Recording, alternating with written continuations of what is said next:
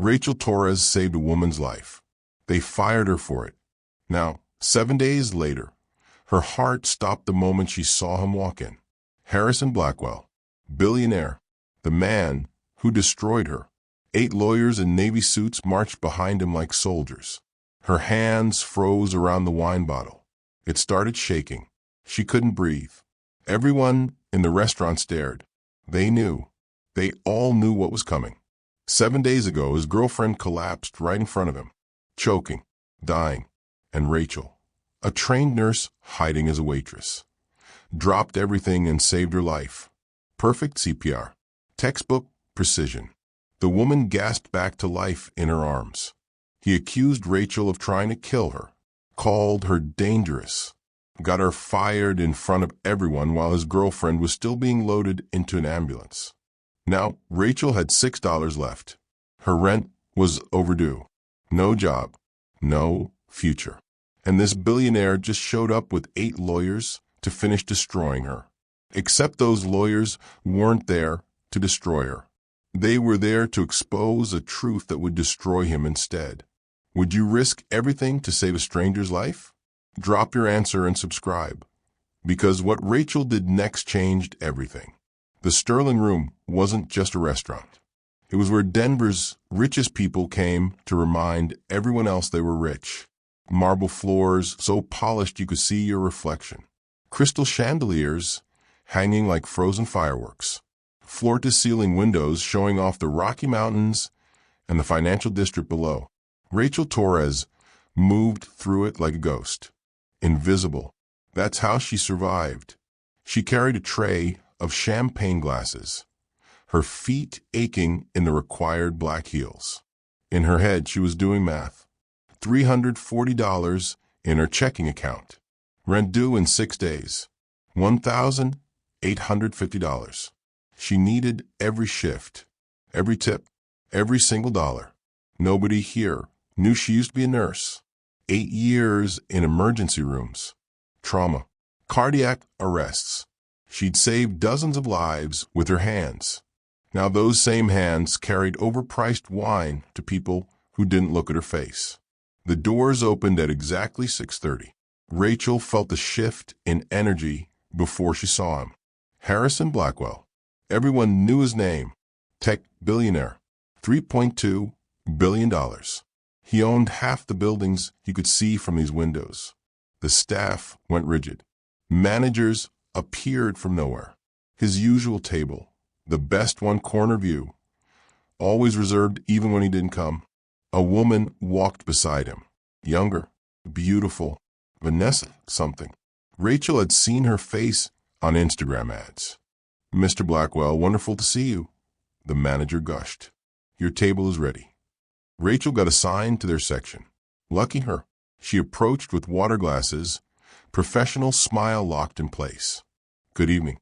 Can I start you with Chateau Margaux, the 2015.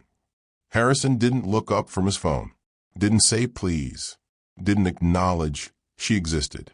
$450 for a bottle of wine. Rachel's entire week of groceries in one glass. She took their order. Vanessa had specific requests. No shellfish, no nuts, no dairy in the sauce. Medical restrictions, Rachel noted automatically. Her nursing brain never fully turned off.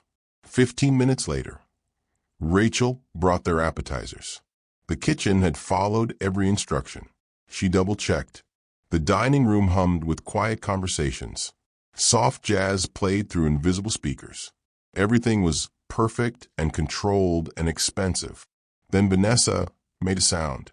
Not loud, just a small gasp. But Rachel heard it. Her head snapped around. Vanessa's hand went to her throat. Her eyes went wide. She tried to cough, but nothing came out. Her face started changing color. Harrison looked up from his phone. "Vanessa?" She couldn't answer, couldn't breathe. Her mouth opened and closed silently, choking, complete airway obstruction. Rachel's body moved before her brain caught up. She dropped her tray, glasses shattered. She was at their table in 3 steps. "She's choking. I'm a nurse. I can help." Harrison started to say something, but Rachel was already behind Vanessa, arms around her, performing abdominal thrusts. Once, twice, 3 times, nothing. The obstruction was too deep. Vanessa went limp. "Call 911. Rachel lowered her to the floor, cradling her head. The entire restaurant had gone silent. Dozens of people frozen, watching. Rachel tilted Vanessa's head back, checked her airway, saw the obstruction, but couldn't reach it. No pulse, no breathing. Her training took over completely. 30 chest compressions. Fast, hard, exact depth.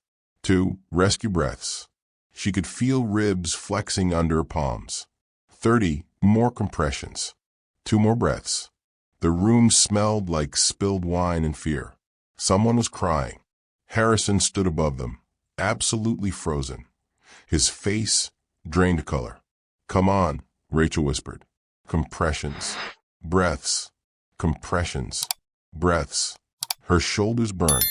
Sweat dripped down her face. "Come on." Sirens wailed outside.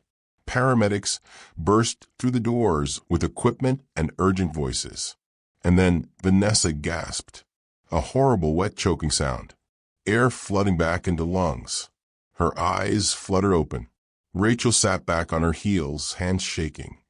Adrenaline crashing through her like a wave. Vanessa was breathing. Alive. The paramedics took over, asking questions, checking vitals, loading her onto a stretcher. Harrison went with them, his hand gripping Vanessa's. He looked back once at Rachel. She couldn't read his expression. The restaurant stayed silent for a long time after the ambulance left. Rachel's uniform had Vanessa's lipstick smeared across the shoulder. Her hands wouldn't stop shaking. She just saved a woman's life. She had no idea she just destroyed her own. 3 hours passed like 3 years. Rachel cleaned up the broken glasses, finished her shift. The other servers whispered. Customers asked questions. The manager, Marcus Chun, told her to stay after closing. "Mr. Blackwell wants to speak with you." She waited in the empty dining room, still in her stained uniform. Her phone buzzed. Texts from other servers. "Are you okay?" "That was insane." "You're a hero." She didn't feel like a hero. She felt exhausted and worried and confused about why a billionaire wanted to talk to her. The doors opened. Harrison Blackwell walked in, and Rachel knew immediately something was wrong. His face was rigid, hard, his eyes locked onto her like a prosecutor looking at a criminal. "You." His voice cut through the empty room. "What did you do to her?" Rachel blinked. "I'm sorry?" "My girlfriend nearly died tonight, in your section, after eating food you served." Each word was sharp and controlled.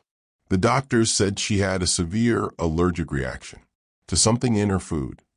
Rachel's stomach dropped. "But I checked. The kitchen followed all her restrictions. No shellfish, no nuts, no." "Then how do you explain it?" Harrison stepped closer. He was tall, intimidating, used to getting answers. "She was fine before she ate here. Now she's in a hospital bed with N4 and monitoring equipment. I don't know what happened." Rachel kept her voice steady even though her heart hammered. "But I followed protocol. I saved her life with proper CPR technique. I'm a trained." "A trained what?" His laugh was cruel. "You're a waitress. Were you trying to play hero? Did you contaminate her food so you could swoop in and save the day?" The accusation hit her like a slap. "What? No, I would never. People do crazy things for attention, for money. I've seen it 1,000 times." Harrison pulled out his phone. "I'm calling my legal team. We're investigating every move you made tonight, every ingredient you touched, every—" "Mr. Blackwell." Marcus Chin appeared from his office, face pale and sweating.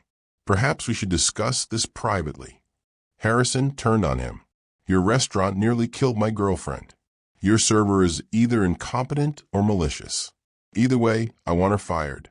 Tonight." Marcus's eyes darted between them. Rachel saw the calculation happening in real time. Harrison Blackwell spent $200,000 a year at the Sterling Room. Rachel made $32,000. The math was simple. Rachel. Marcus wouldn't meet her eyes. I'm going to have to let you go. Effective immediately. The world tilted. You're firing me? I saved her life. I did nothing wrong. We'll conduct a full investigation. But until then. Investigation? Rachel's voice cracked. She could feel it all slipping away. Again, just like 2 years ago when the hospital blamed her for someone else's mistake. You're firing me without even checking what happened? Without talking to the kitchen? Without. Security will escort you out. Marcus nodded to the guard by the door. We'll mail your final paycheck once the investigation is complete. Rachel's hands clenched into fists. Her jaw tightened. Every muscle in her body wanted to scream, to fight, to demand justice. But she'd been here before. She knew how this worked. Rich people protected rich people, and nobody protected her. She chose dignity instead. Fine. She unbuttoned her apron with shaking hands, folded it, set it on the nearest table.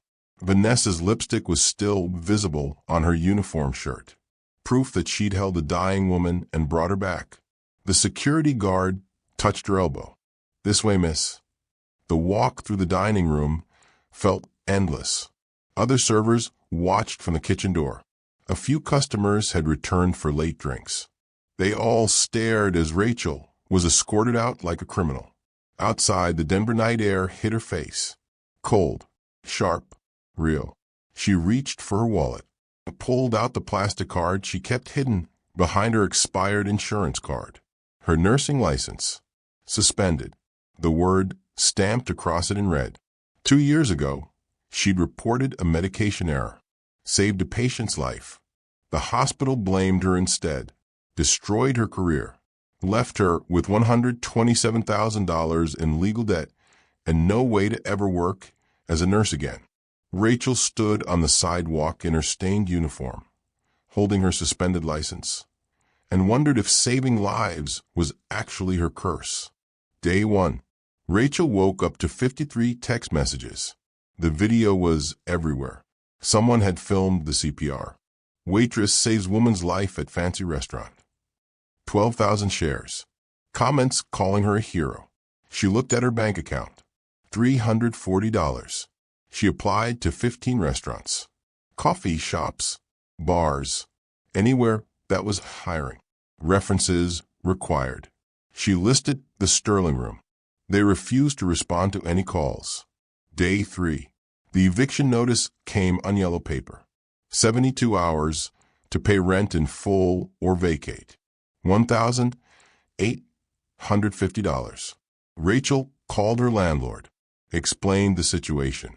He'd seen kinder faces on stone statues. Not my problem. Pay or leave. She called her brother in Texas. Got voicemail. Called her old college roommate. Same. That night she ate ramen and cried so hard she threw up. Day 5. Rachel pulled out her nursing textbooks. Advanced cardiac life support. Emergency medicine procedures. Trauma protocols.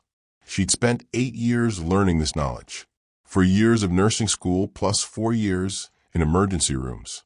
All of it useless now. She took them to the used bookstore on Colfax Avenue. The owner offered her $80 for all 12 books. They're worth $600 new, Rachel said. He shrugged. Used medical textbooks aren't exactly hot sellers. She took the $80. She sold her stethoscope, her blood pressure cuff, her medical scissors, her old scrubs, everything from her former life as a nurse. Another $160. 340 plus 240 equals $580. Still $1,270 short of rent. Day 6. The interview was at a truck stop diner 40 minutes outside Denver. Frank's 24-hour diner. Cracked vinyl booths and a cook who smoked while he worked. The manager was a tired woman named Rita. She looked at Rachel's application. Says here, you worked at the Sterling Room. Fancy place. Why'd you leave? Rachel hesitated. There was an incident. A customer's girlfriend had a medical emergency. I helped her. There were complications afterward. Rita pulled out her phone, typed, read. Her expression changed. You're the one who got fired. She set down the application. Look, I feel for you, but I can't have drama here. What if that billionaire comes after my diner? I got enough problems. Rachel drove home with $5 of gas in her tank and no plan. Day 7 morning. Rachel sat on her apartment floor. $580 in her account. Rent due by 5 p.m. today. $1,850. The math didn't work no matter how many times she did it. Her nursing textbook lay open in front of her. Page 247. CPR protocols. The exact technique she'd used on Vanessa. Textbook perfect. She'd done everything right. She'd saved a woman's life using skills she'd spent years learning. And it destroyed her. Again, 2 years ago, she'd been working a night shift in the ER at Denver General. A patient came in with chest pain. The doctor ordered medication. Rachel noticed the dosage was wrong. Dangerously wrong. She reported it. Stopped the medication. Saved the patient's life. The doctor blamed her for overstepping. Hospital administration chose to protect their doctor instead of their nurse. They suspended her license for insubordination and creating a hostile work environment. The legal battle cost her everything. $127,000 in debt. Career destroyed. Future erased. She thought working as a waitress would be safe, invisible, a way to survive until she could somehow fight her way back. But doing the right thing found her anyway. Rachel closed the textbook, put her head in her hands. Let the tears come. Not pretty crying, not quiet, the kind of crying that comes from your bones. When you realize the world punishes you for being good. Her phone buzzed. Text from a landlord. 5 p.m. No exceptions. She had 8 hours to find $1,270. She had no options left. Rachel had made a choice in that restaurant. The same choice she'd made 2 years ago. Save the life. Accept the consequences. Do the right thing. She was starting to wonder if doing the right thing was actually a curse. And she was starting to wonder if she'd ever do it again. Frank's 24-hour diner smelled like burnt coffee and desperation. Rachel had exactly that desperation. Rita had called her back. 1-week trial. $9 an hour plus tips. Breakfast shift. Don't make me regret this. Rachel didn't ask why Rita changed her mind. She just said yes. Day 7. Morning shift. She wore a stained uniform that didn't fit right and served truckers who tipped in quarters. Her feet hurt. Her back hurt. Everything hurt. The TV above the counter played morning news. Rachel wiped down tables and tried not to think about the eviction notice waiting in her apartment. Then she heard the name. Harrison Blackwell's girlfriend, Vanessa Hartley, is recovering well after a medical emergency last week at a Denver restaurant. In an exclusive interview, Hartley credits a heroic stranger who performed life-saving CPR. Rachel looked up. Vanessa's face filled the screen. Alive, healthy, beautiful. I don't know her name, but she saved my life. She's a hero. Bitter validation burned in Rachel's chest. A hero, right? A hero who got fired and was about to be homeless. She turned back to her tables, poured coffee for a trucker, took an order for eggs and bacon, tried to breathe through the anger. The diner door opened. Rachel didn't look up immediately. Just called out, "Sit anywhere. I'll be right with you." Ms. Torres. That voice. She knew that voice. Her head snapped up. Her heart stopped. Harrison Blackwell stood in the doorway of Frank's 24-hour diner. $3,000 suit in a place where coffee cost 99 cents. And behind him, filing through the door, one by one, 8 men in matching navy suits, carrying briefcases. Lawyers. The coffee pot shook in Rachel's hand. The diner went silent. Rita stood frozen behind the register. The truckers stopped eating. Rachel couldn't breathe. Lawsuit. Criminal charges. They were going to destroy her. Bankruptcy. Worse. She had no lawyer. No money to fight back. Nothing. Harrison walked toward her section. The lawyers followed like a wall of expensive fabric and bad news. "Miss Torres," he said again. "Closer now."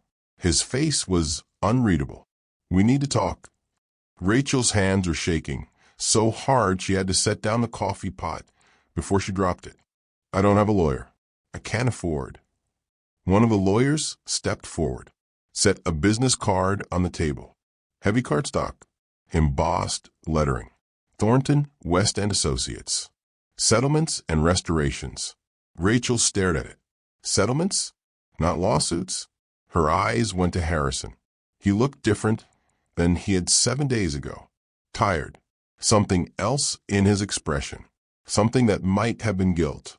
"I owe you the truth," Harrison said quietly. The entire diner was listening, but he didn't seem to care. And considerably more than that. Rachel's confusion must have shown on her face. Harrison gestured to the empty booth. "Please, sit down. This will take a few minutes, and you deserve to hear it sitting down." One of the lawyers pulled out a folder. Another opened a briefcase. Rachel looked at Rita. Rita nodded, eyes wide. Rachel slid into the booth across from a billionaire and 8 lawyers, wearing a stained uniform that smelled like syrup, with $580 to her name and no idea what was about to happen. But for the first time in 7 days, something flickered in her chest that felt almost like hope. The booth felt too small for 9 people. Rachel sat on one side. Harrison and his 8 lawyers filled the other side and pulled up chairs. Rita brought coffee nobody asked for and retreated to give them privacy. Harrison leaned forward. His expensive suit looked wrong in this place. "Ms. Torres." "Rachel, I need to tell you what I found." Rachel's hands stayed flat on the table. Steady. "Found. The moment the ambulance left with Vanessa, I hired investigators. 3 of them." Harrison pulled out a tablet. "I had them review everything, every second of that night." One of the lawyers opened a briefcase, pulled out a folder thick with documents. "We got the security footage from the Sterling room, all 12 camera angles. We watched it frame by frame." Harrison turned the tablet toward her. "Do you want to see what we found?" Rachel's throat tightened. She nodded. He pressed play. The footage showed the dining room from above. There was Vanessa at the table. There was Rachel approaching with plates. Then Vanessa's hand going to her throat. Rachel dropping her tray and moving fast. The CPR. Every compression. Every breath. Textbook perfect. "I showed this to 5 medical professionals," Harrison said quietly. 2 ER doctors. 2 paramedics. 1 cardiac surgeon. All 5 said the same thing. Your technique was expert level. You knew exactly what you were doing. You saved her life with precision most trained professionals don't have. Rachel watched herself on the screen, watched her hands moving with muscle memory from 8 years of emergency rooms. "So I investigated you." Harrison set down the tablet. Rachel Torres, 28 years old, former registered nurse, 8 years at Denver General Hospital, emergency department, critical care certified, advanced cardiovascular life support certified.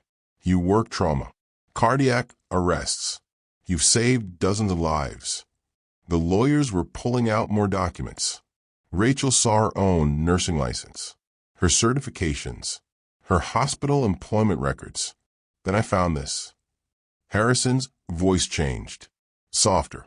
2 years ago, you were working night shift. A patient came in with chest pain. The attending physician ordered medication. He noticed the dosage was wrong, dangerously wrong. You reported it, stopped the medication, saved the patient's life. Rachel's eyes burned. She remembered that night, remembered the doctor's face when she questioned him, remembered everything that came after. The hospital suspended your license, accused you of insubordination, creating a hostile work environment. They destroyed your career to protect their doctor. Harrison pushed a document across the table. The malpractice case file. He spent $127,000 fighting it. Lost everything. Your career, your savings, your future. Why are you telling me this? Rachel's voice cracked. You already know I'm nothing. You already fired me. What more do you want? I want you to know what really happened to Vanessa. Harrison pulled up another document. Hospital records. She didn't have an allergic reaction because of contaminated food. She had it because she lied to me and to the restaurant. Rachel blinked. What? Vanessa has a severe tree nut allergy. Life-threatening. I've known since we started dating. I told the restaurant. I told her to tell the restaurant. I've been controlling about it. Obsessive. I check every menu, every ingredient. I don't let her order anything risky. Harrison's jaw tightened. But that night, while I was on a phone call, she ordered a dessert. Special request. It had almond paste. She wanted it. She knew it would hurt her. She ordered it anyway. One of the lawyers handed Rachel another document. Medical examiner's report. Cause of reaction. Almond protein. Confirmed. She lied because I made her afraid to live. Harrison's voice broke. I've been suffocating her, controlling every meal, every choice. And she finally got so desperate, she risked her life just to taste something I'd forbidden. Rachel stared at him. This billionaire who destroyed her was sitting in a truck stop diner, breaking apart in front of strangers. I lost my sister when I was 22. Harrison's hand shook. Emily. She was 19. She had diabetes. Manageable, but her college health clinic messed up her insulin prescription. Wrong dosage. She went into a coma. Died 3 days later. The diner was completely silent. Even the cook had stopped moving. It made me obsessed with control, with monitoring, with never letting anyone I love face medical risk. Harrison looked up at Rachel, but it also made me obsessed with truth, with finding out what really happened, with holding the right people accountable. He gestured to the lawyers. These 8 lawyers spent 7 days investigating everything. The food, the kitchen, the ingredients, your background, the hospital that destroyed you, the doctor who blamed you, every single detail. The lead lawyer cleared his throat. Ms. Torres, we found no evidence of wrongdoing on your part. Significant evidence of expert medical intervention, and substantial evidence of wrongful termination and defamation. Rachel's hands started shaking. So, you didn't come here to sue me? No. Harrison's voice was rough. I came here to apologize. I accused you of the crime of saving her life. I had you fired in front of everyone. I destroyed your income when you were already destroyed by a system that punishes integrity. I made you, his voice broke completely. I made you suffer for being good, just like they did 2 years ago. Rachel felt hot tears spilling down her face. 7 days of fear and desperation, and wondering if doing the right thing was a curse. And this billionaire was sitting here telling her she'd been right all along. My rent was due today, Rachel whispered. $1,850. I have $580 in my account. I'm going to be evicted because I saved your girlfriend's life. Harrison closed his eyes like the words physically hurt him. That's why I brought 8 lawyers. We're not here to destroy you, Rachel. We're here to make this right. One of the lawyers pushed a document across the table. Official letterhead. Settlement agreement. Read it, Harrison said. And then we'll talk about what justice actually looks like. The lead lawyer was a woman in her 50s with gray hair and sharp eyes. Her name was Patricia Thornton. partner at Thornton, West End Associates. She spoke like someone used to courtrooms and winning. Ms. Torres, this is a settlement agreement. We've drafted it on behalf of Mr. Blackwell to compensate you for the harm caused by his actions and the actions of the Sterling Room. She opened the document. Let me walk you through the terms. Rachel's hands shook as she tried to read. The words blurred together. First, monetary compensation, $250,000. This covers wrongful termination, defamation, emotional distress, and punitive damages. Patricia's voice was calm and professional. The funds will be transferred within 48 hours of your signature. $250,000. Rachel couldn't breathe. That was her entire debt, plus rent, plus a future, plus breathing room she hadn't had in 2 years. Second, public apology. Mr. Blackwell will hold a press conference acknowledging his false accusation, your expert medical intervention, and his responsibility for your termination. The apology will be public, recorded, and distributed to all major media outlets. Harrison nodded. I'll say exactly what happened. No spin. No lawyers making me sound better than I was. The truth. Third, Patricia continued. Mr. Blackwell will provide a full written statement to the Colorado State Nursing Board, clearing your name and detailing the circumstances of your license suspension. His legal team will also represent you at his expense in appealing the original malpractice case decision. Rachel looked up. You'd fight the hospital? For me? We destroy them, Patricia said simply. The case against you is fraudulent. We have evidence. We have resources. We have motivation. Your license will be restored. Another lawyer handed her more documents, legal briefs, evidence files, character witnesses. They built an entire case in 7 days. Fourth, the Sterling Room will receive a formal demand letter for your final paycheck, plus damages for wrongful termination. They will also receive notice of potential legal action if they fail to comply. Additionally, Mr. Blackwell will provide reference letters from his corporate office for any future employment opportunities you pursue. Rachel's head spun. This was real. This was actually happening. The settlement is exceptionally generous, Patricia said. I advise you to sign. But Rachel couldn't stop looking at Harrison. This billionaire who'd spent 7 days and probably hundreds of thousands of dollars investigating her, who'd brought 8 lawyers to a truck stop diner, who was offering her more money than she'd seen in her entire life. Why? Rachel's voice was quiet but firm. You could have just sent a check. Had your lawyers mail this. Why 8 lawyers? Why come here yourself? Why the public apology? Harrison met her eyes. For a long moment, he didn't answer. Then he said, because my company, Quantum Dynamics, was the primary investor in MedCorp Pharmaceuticals. Rachel's blood went cold. What? MedCorp? The pharmaceutical company that manufactured the drug in your malpractice case. The company whose medication error you reported. The company that pressured Denver General Hospital to destroy your career instead of accepting liability. Harrison's voice was steady, but his hands weren't. Quantum Dynamics invested $47 million in MedCorp 3 years ago. We profited when their stock went up. We benefited from their success. Rachel couldn't breathe. The room tilted. I didn't know your name then. I didn't know about your case. I just saw investment returns and growth projections and profit margins. Harrison leaned forward. But I know now, and I can't pretend I'm not complicit. My money helped build the system that destroyed you. I profited from your pain. The lawyers stayed silent. This wasn't in the prepared statement. This was Harrison Blackwell confessing to something his legal team probably told him not to say. You want to know why I brought 8 lawyers? Why I came here myself?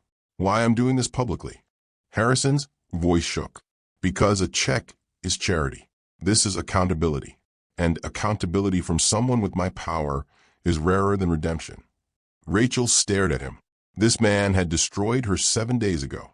But before that, his company had destroyed her 2 years ago. He was connected to both of the worst moments of her professional life. Not through malice, through systems, through investments, through the invisible ways wealth protects itself and crushes people like her. You're not just apologizing for firing me, Rachel said slowly. You're apologizing for the whole system. I can't apologize for the whole system. I can't fix it alone. Harrison's voice was raw, but I can stop participating in the parts one control. I can divest from companies that destroy good people. I can use my resources to fight back instead of profit. I can choose which side of history I'm on.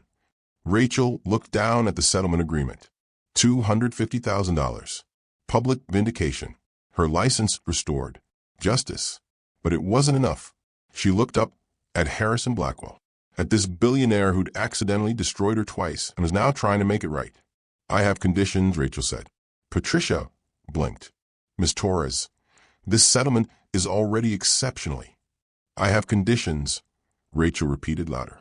If you want me to sign this, you agree to my conditions. Both of them, non-negotiable. Harrison leaned back. Something that might have been respect crossed his face. Tell me. Rachel took a breath. Her hand stopped shaking. This was her moment, her choice, her power. First condition, Vanessa. She looked directly at Harrison. You're suffocating her.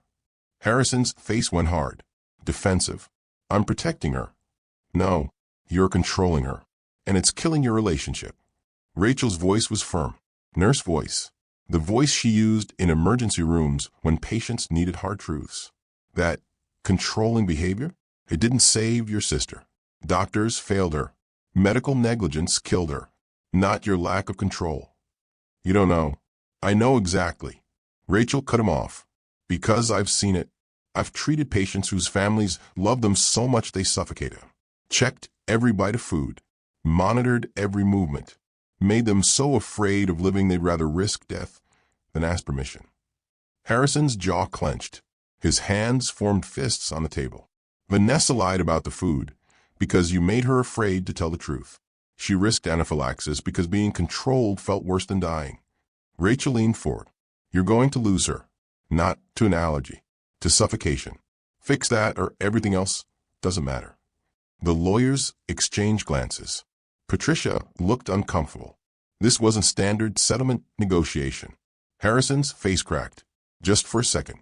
Pain bleeding through the billionaire armor. I don't know how to stop. Every time she's out of my sight, I think about Emily. I think about, then get help. Therapy. Real therapy. Not just for Vanessa. For you. Rachel's voice softened slightly. You lost your sister.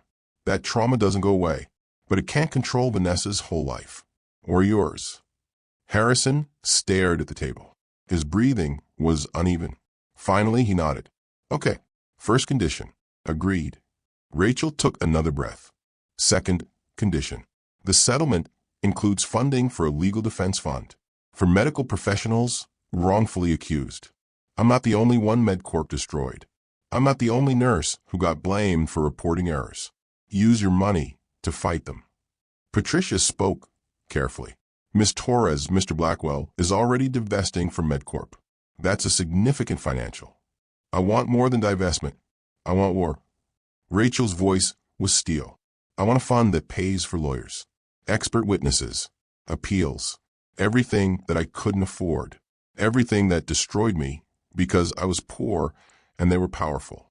I want other nurses to have what I didn't have, a chance. Harrison looked up. You want me to wage war against my own investment? Former investment. You said you're divesting. Rachel held his gaze. I want you to choose which side of history you're on. The side that protects corporations or the side that protects people who tell the truth? The booth was silent except for the distant sounds of the diner. Coffee brewing, dishes clattering, Rita pretending not to listen from behind the register. One of the lawyers whispered to Harrison. He shook his head, pushed the lawyer away. How much? Harrison asked. $10 million. Endowment, managed by an independent board, for wrongfully accused medical professionals who can't afford to fight back. Rachel had thought about this number during her 7 desperate days. It's nothing to you. It's everything to people like me. Another lawyer started to object. Harrison held up his hand. Silence. He looked at Rachel Torres, this waitress in a stained uniform who'd saved his girlfriend and lost everything and was now sitting across from him demanding he dismantle the systems he'd profited from. Both conditions, Harrison said quietly. Therapy for me And Vanessa, $10 million legal defense fund. Agreed. Patricia started to say something. Harrison cut her off. Draw up the amended agreement. Both conditions in writing. Non-negotiable. Harrison extended his hand across the table. Rachel looked at it. This billionaire's hand. The hand that had destroyed her. The hand that was now offering accountability. She shook it. The lawyers started gathering papers, typing on laptops, making calls. The settlement was being rewritten in real time. Rachel Torres had just done something impossible. She'd made a billionaire accountable not just for his actions, but for his systems. And she'd won. 3 days later, Rachel stood in a room she'd only seen on television. Quantum Dynamics headquarters. 40th floor. Floor-to-ceiling windows overlooking downtown Denver. The same view she used to see from the Sterling Room, but from the other side of power. Harrison's team had provided professional clothes, a navy blue suit that actually fit, shoes that didn't hurt, makeup and hair styling. Rachel barely recognized herself in the mirror. "You ready?" Harrison asked. He looked nervous. "Good. He should be." "Are you?" Rachel countered. He almost smiled. "No." They walked into the press conference together. Camera flashes exploded. Reporters shouted questions. Harrison's PR team had promoted this as a major announcement. Half of Denver's media was here. Harrison stood at the podium. Rachel stood beside him. Visible, no longer invisible. He pulled out a prepared statement, then folded and put away. 3 weeks ago, my girlfriend Vanessa Hartley collapsed at the Sterling Room restaurant. She stopped breathing. Her heart stopped. She was dying. Harrison's voice was steady, clear. A waitress named Rachel Torres saved her life using expert CPR. Textbook, perfect technique. She's the reason Vanessa is alive today. The cameras focused on Rachel. She kept her face calm even though her heart hammered. I accused Rachel of causing the emergency. I had her fired. I destroyed her income and her reputation based on fear and anger and completely false assumptions. Harrison paused. I was wrong. Completely wrong. Rachel is not a waitress. She's a former emergency room nurse with 8 years of critical care experience. She saved Vanessa's life because she's a trained medical professional who acted with courage and skill. Reporters scribbled notes. Cameras recorded every word. My investigation revealed that Vanessa's allergic reaction was caused by food she ordered against medical advice. Rachel did nothing wrong. She did everything right, and I punished her for it. Harrison's voice thickened. I'm here today to publicly apologize to Rachel Torres, to clear her name, and to announce a settlement that includes compensation, legal support to restore her nursing license, and the establishment of a $10 million legal defense fund for medical professionals wrongfully accused of errors they didn't commit. The room erupted. Questions shouted from every direction. Harrison gestured for quiet. Rachel has something to say. All the cameras turned to her. All the attention she'd spent 2 years avoiding. Rachel stepped to the microphone. Service workers aren't invisible, she said clearly. We have histories, expertise, dignity. I was a nurse before I was a waitress. But even if I'd never been a nurse, I deserved basic respect. Nobody should be punished for saving a life. Her voice got stronger. 2 years ago, I reported a medication error that saved a patient. The hospital destroyed my career for it. Last week, I performed CPR that saved a woman. I got fired for it. This pattern has to stop.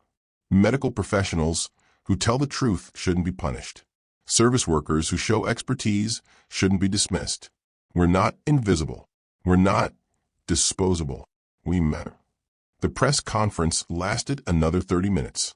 Questions, answers, details about the settlement and the legal defense fund. But Rachel's statement was what went viral. By that evening, the video had 2 million views. By the next morning, 5 million. Service workers across the country started sharing their own stories. Hidden expertise, mistreatment, being dismissed and underestimated and treated as invisible. Rachel's phone buzzed with messages. Former nursing colleagues, old friends, strangers thanking her for speaking up. She'd been invisible for 2 years. Now the whole country saw her. 6 weeks later, Rachel signed the lease on a 2-bedroom apartment in a safe neighborhood with parking and a dishwasher. The security deposit didn't make her panic. The first month's rent didn't empty her account. The settlement money had arrived exactly 48 hours after she signed. $250,000. She paid off her legal debt immediately. $127,000 gone in a single wire transfer. The weight she'd carried for 2 years lifted. Her nursing license arrived in the mail on a Tuesday. Full reinstatement. No conditions. No restrictions. The Colorado State Nursing Board had reviewed Harrison's legal team's evidence and reversed her suspension. The letter included an apology for the mishandled proceedings. Denver General Hospital settled separately to avoid a lawsuit. They didn't admit wrongdoing officially, but they paid her $90,000 and issued a carefully worded statement about improved protocols for reporting medical errors. MedCorp Pharmaceuticals was under investigation by the State Medical Board. Harrison's legal defense fund had already taken on 7 cases of wrongfully accused medical professionals. 3 had 1 reinstatement. 2 had cases pending. All of them had lawyers they couldn't have afforded otherwise. Rachel got job offers. Lots of them. Hospitals, clinics, medical schools. Everyone wanted the nurse who'd become a national story about integrity and expertise. Harrison's Corporate Wellness Center offered her director of medical training. $120,000 a year. Full benefits. Autonomy to build the program however she wanted. She accepted, but she also kept her weekend breakfast shifts at Frank's 24-hour diner. $9 an hour plus tips. Rita asked why. You're making 6 figures. Why scramble eggs on Saturdays? To remember where I came from, Rachel said simply. Harrison's transformation was Messier. He and Vanessa started couples counseling. Real therapy. Twice a week. It was hard, uncomfortable. He had to confront his need for control and the trauma that drove it. Some days were better than others. Vanessa set boundaries. Harrison struggled to respect them, then did better, then struggled again. Progress wasn't linear. Quantum Dynamics divested completely from MedCorp Pharmaceuticals. $47 million loss. The shareholders were furious. Harrison issued a public statement about ethical investing and companies that prioritize profit over accountability. His board considered removing him. He dared them to try. They backed down. The Invisible Experts Fund launched with $10 million. Independent board. Professional management. Rachel served as an advisory member. In 6 weeks, they'd received 347 applications from medical professionals wrongfully accused of errors. The need was bigger than anyone realized. The Sterling Room fired Marcus Chin 2 days after the press conference went viral.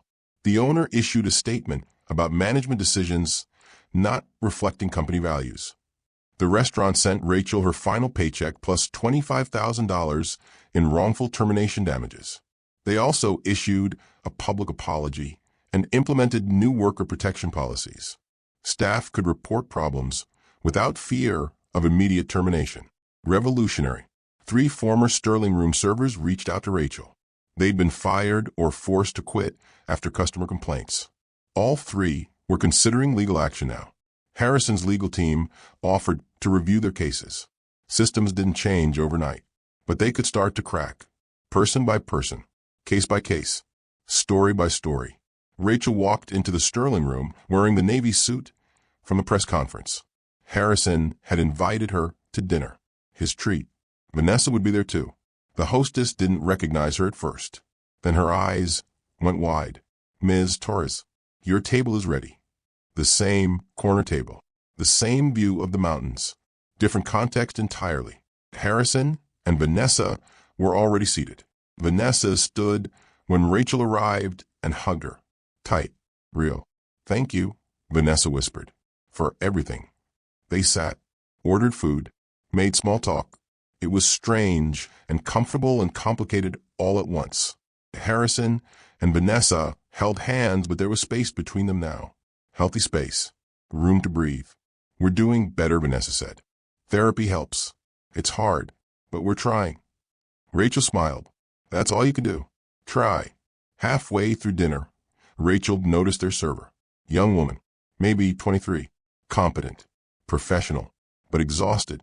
The kind of exhaustion Rachel recognized from mirrors. When the check came, $80 for 3 meals, Rachel added $200 cash to the payment folder. She wrote a note on the receipt. I see, former waitress, now director of medical training. You're not invisible. Rachel Torres. The server came back to collect payment. Read the note. Her eyes filled with tears. She looked at Rachel and nodded once, understanding passing between them. Invisible people seeing each other.